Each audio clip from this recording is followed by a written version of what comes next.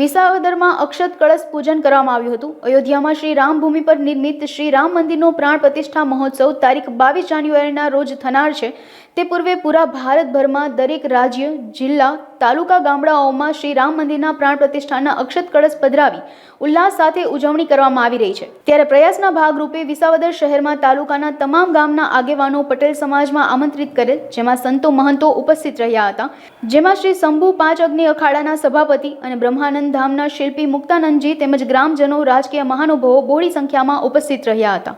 સંગતમાં બેસીને પૂજન અર્ચન કરે અને સમગ્ર વિસાવદર તાલુકામાં કળશ ગામ જશે અને એ મંદિરોમાં પધરાવશે, ઘરે ઘરે પધરાવશે। એક ઉત્સવમય વાતાવરણ થશે। ભગવાન રામચંદ્રજીનું જ્યાં નિર્માણ પામે છે મંદિર, એ વિશ્વમાં એક રાષ્ટ્રની ઓળખ આપે છે। સમગ્ર પ્રજાને એક ઉત્સવ છે, એવું વાતાવરણ એક ઊભું થવા જઈ રહ્યું છે સમગ્ર ભારતમાં। વિસાવદર તાલુકામાં પણ એવું વાતાવરણ ઊભું થઈ રહ્યું છે। જનતા પ્રયાસ કરી રહી છે। અંધનો પ્રશ્ન હોય, એ પછી આરોગ્યનો પ્રશ્ન હોય કે શિક્ષણનો પ્રશ્ન હોય, એ મારો પ્રશ્ન છે અને એ પ્રશ્ન લઈને આપણે ચાલવું જોઈએ।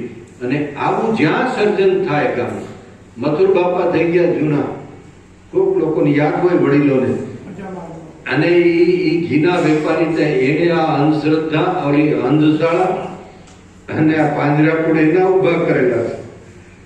આવો વેપારી જે થઈ ગયો, ખરેખર આ બધા ગુણગાન કરવા જેવા માણસો, આની યાદીઓ કરવી જોઈએ, આના પૂતળા મૂકવા જોઈએ, આના માર્ગ બનાવવા જોઈએ, જેથી કરી નાની પેઢીને ખબર પડે કે આવી રીતે કામ કરવું જોઈએ। વર્ષો પછી કોક આવી વ્યક્તિઓ જાગે છે, વર્ષો પછી કોક વ્યવસ્થા તો કરે બધા આગેવાની કરે, પણ વર્ષોમાં આવા કોઈ તબકે છે અને એનું સૌએ ગૌરવ લેવું જોઈએ। અને મને ગૌરવ છે, મારી જન્મભૂમિ વિસાવદર છે। બધા માને છે સરસે, પણ મારી જન્મભૂમિ છે વિસાવદર છે। એટલે આખા પ્રાંતની હારે હું તમારી હારે છું, તાન મન ધનથી, પણ કાંઈ આ ગામનો વિકાસ થાય એવું પણ કામ કરો, આ પ્રાંતનો વિકાસ થાય એવું તો કરીએ આપણે સાથે મળીને, પણ આ ગામનો વિકાસ થાય એવું પણ સાથે કરો। તામસતાને દાંભી દો, વ્યસનથી મુક્ત સમાજને કરો। યુવા પેઢી તમે જ આની કાયાપલટ કરી શકશો। હનુમાનજી મહારાજને પણ યાદી આપી જંબુવંતે કે તારામાં કેટલી તાકાત છે। હનુમાનજી ઉભા થાવ, તમે તો કૂદી શકો આખો સાગર, તમે તો કામ પાર કરી શકો। યુવાનો તમે કરી શકો। હું ઘણી વખત પ્રયત્ન કરું, ગામડામાંથી બોલાવું, બધાને સરપંચોને બોલાવું, આગેવાન બોલાવું, જોડવાનો પ્રયત્ન કરું। ઘણી વખત કોઈને એમ થાય બાપુ વોટ બેંક છે, વોટ નથી જોતો, એટલે મેં સૂત્ર કર્યું, ઘંટી બાંધવા નહીં આવું, નોટ માંગવા નહીં આવું, લોટ માંગવા નહીં આવું, વોટ માંગવા નહીં આવું, એ ક્યારેય નહીં આવું, પણ ચાલો સાથે મળીને સારા કામો કરીએ, સંકલ્પ કરીએ, મારા તાલુકાનું ભવિષ્ય કેમ ઉજળું થાય એનો આપણે પ્રયાસ કરીએ। તો મારી વાતને પૂર્ણ કરું, આ ઉત્સવને સૌ અપીલ કરું છું, પ્રાધાન્યતા આપજો। આપણા સૌનો પ્રસંગ છે, કેવળ રામજીનો પ્રસંગ છે એમ નહીં, પણ આ પ્રસંગ આપણો છે। આપણી ઘેરે જેમ શ્રીમદ રામ ભાગવતને રામાયણ બેસાડતા હોય, એમ આપણી ઘેરે પ્રસંગ છે, સમગ્ર ગામનો પ્રસંગ છે। એમ કરીને આપણે બધા ઉજવીએ અને સાથે મળીને સારા કામ કરીએ।